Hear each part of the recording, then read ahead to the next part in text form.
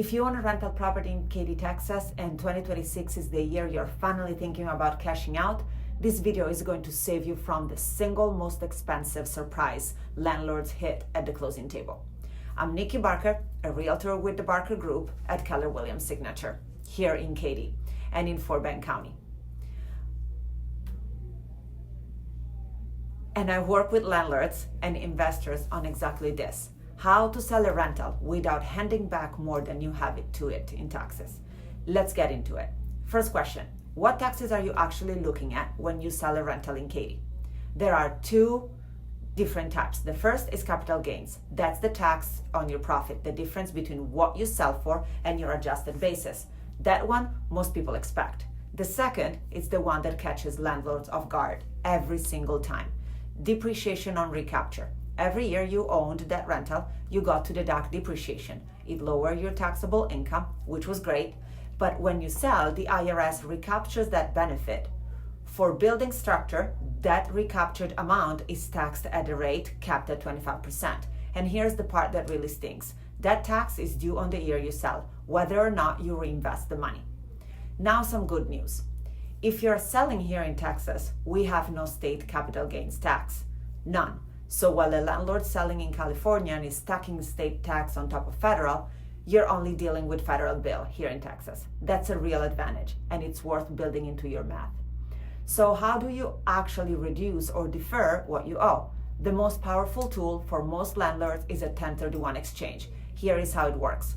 Instead of pocketing the cash, you roll your proceeds into another like-kind investment property. Do it right, and you defer both the capital gains and the depreciation recapture, the whole bill. You can even keep doing it, trading up into bigger properties over time. But, and this is critical, there are two deadlines that do not bend. From the day you sell, you have 45 days to formally identify the replacement property and 180 days to close on it.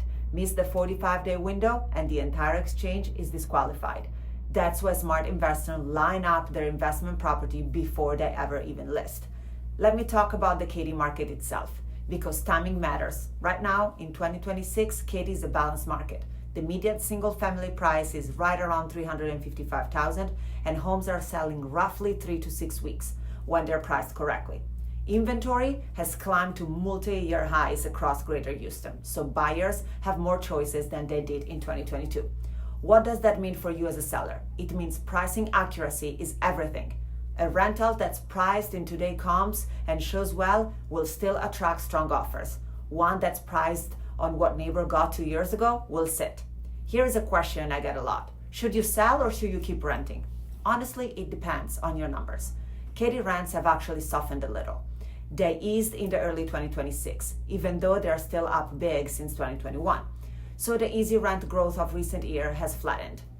If your property cash flows comfortably and you love the long-term hold, keep it. Can absolutely make sense, especially with the eventual step up in your basis. Here's would great. But if your equity has grown a lot faster than your rent, cashing out or 1031, it's the better return and might be the stronger move. And one more practical question: do you sell it empty or with a tenant in place?